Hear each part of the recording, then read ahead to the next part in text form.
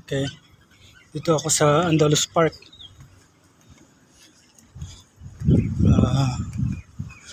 Magpapahinga lang ng konti kasi day off ko ngayon at magre-revise ako ng aking resume.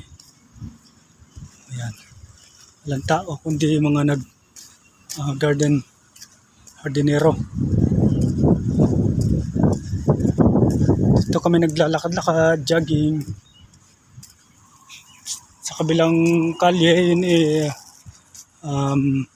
Salmania Park. Mayroong basketball court doon.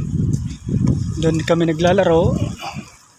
Pero pag maraming tao, doon ako naglalaro sa kabila. Sa Adlia Park.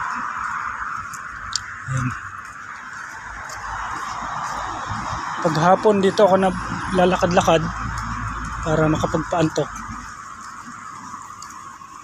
Ngayon lang ako pumunta dito ng umaga.